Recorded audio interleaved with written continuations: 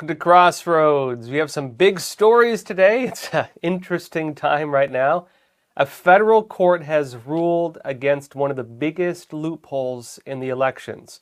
One of the loopholes, notably, that allowed for things like, no voter ID and so on. That is now being closed, and it's very likely heading to the Supreme Court. This is a major win for election integrity, and I'll be explaining what that means exactly. Also, in Iowa, they're going to be abolishing DEI, that's diversity, equity, and inclusion, in all the state universities, at least from the top level. Wall Street is dropping ESG, that's environmental and social governance. An anti-censorship crusade is forming behind Elon Musk, and also the effort to remove Donald Trump from the 2024 ballot has failed yet again. Big news today, folks. Let's start with what's happening with this election integrity ruling, because a lot of you have asked about, how are things looking for 2024 with the elections. This ruling could change the game on a lot of it, and let me explain. Now, one of the key loopholes that allowed for activists to change election laws around the country back in 2020 and to prevent key protections like voter ID and so on. Even some of the lawsuits that were filed to force really bad things that led to a lot of, I would say, fraud, such as, for example, universal mail-in ballots. The biggest loophole on this has now been closed, at least temporarily.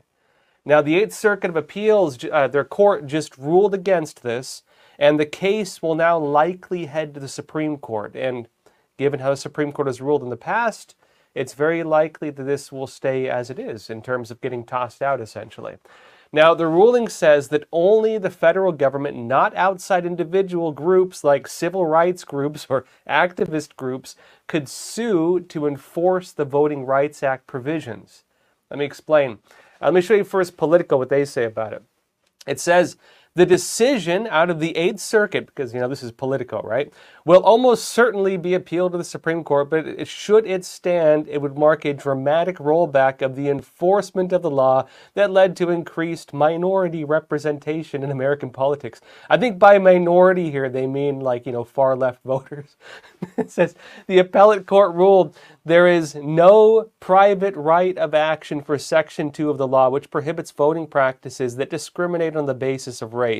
That, in practice, they claim, would severely limit the scope of the protections in the Act. For decades, private parties, including civil rights groups, individual voters, and political parties, have brought Section 2 challenges on everything from redistricting to voter ID requirements. And why does that matter so much?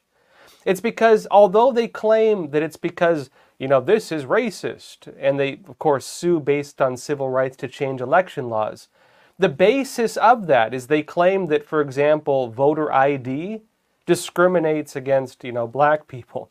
They claim that redistricting is racist if it means depriving, if it means changing the voting maps. Of course, the way this is often interpreted is by the judges who then make the rulings and, of course, oftentimes rule with the left on this. This makes it so they can no longer use that tactic. And this is massive in terms of the way the elections in the country are run. Now, let me show you this. This is Charlie Kirk of Turning Point on this. He said this.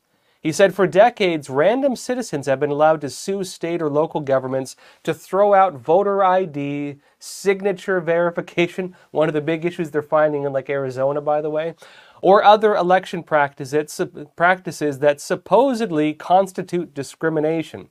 He said this law has encouraged well-funded groups to sue every government, however minor, that has any election security measures. Many jurisdictions fear passing any laws at all because they don't want to deal with the legal costs and hassle. The left has built a massive apparatus, led by, he says, Mark Elias, to outsource all its election lawsuits.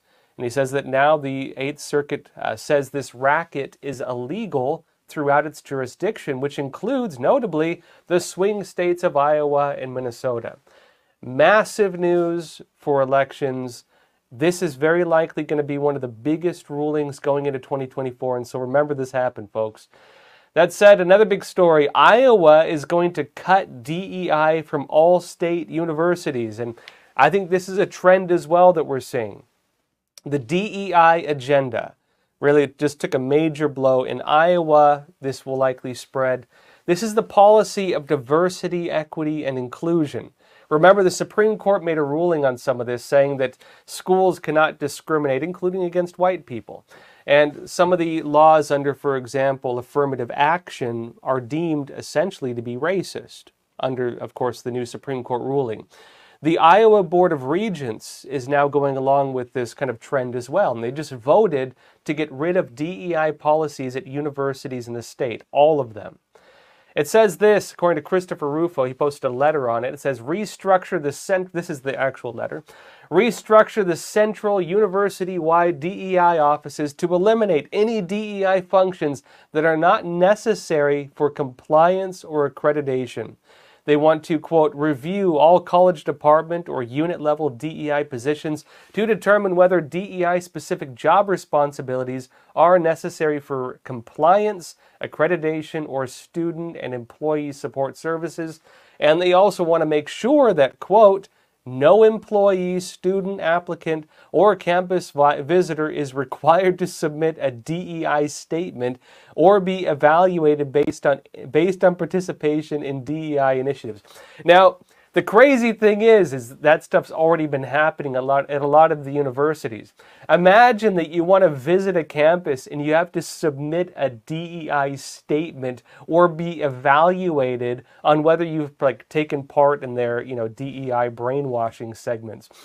What this is essentially is racism framed as anti-racism. These are the things they force white people to apologize for being white in some cases. This is the most racist, sick policy, I think one of the worst in the country, and thank goodness it's being thrown out, in my opinion. Now, another big story here on not only do you see DEI getting tossed out, ESG is also getting tossed out right now. Right now, big investment firms are dropping ESG, environmental and social governance. And they're once again turning their focus to actually making a profit rather than trying to push this really just woke ideology. Wall Street Journal, a lot of other media have been reporting it. Let me show you Wall Street Journal. It says Wall Street is quietly scrubbing terms like sustainable, global impact, and carbon transformation from fund names or closing ESG investment products altogether as investors continue to cash out. People don't want it. It says sustainable funds, sustainable, lost $14 billion so far this year, according to Morningstar. At least 6 funds announced they would drop their ESG mandates this year, while another 32 will close, according to data compiled by Morningstar and the Wall Street Journal. Now, what exactly happened that led to this big shift? Well, here's The Hill on it, an opinion piece, talking about the rise and fall of ESG investing. It says this: eventually, investors pushed back. In a significant win for the American free market movement, states such as Texas, Florida, and South Carolina began to enact restrictions on how state funds under their control could be handled, ensuring that the responsibility to generate maximum returns was the only thing affecting investment decisions. Remember, we talked about this before on the show. Basically, a lot of these companies were running, or these investment firms or the groups pushing these ESG standards were running a racket. They were making decisions that were not based on really a fiduciary duty to the shareholders. They were taking your pensions, they were taking your retirements, and they were putting it into woke agendas that were making people lose money, not make money.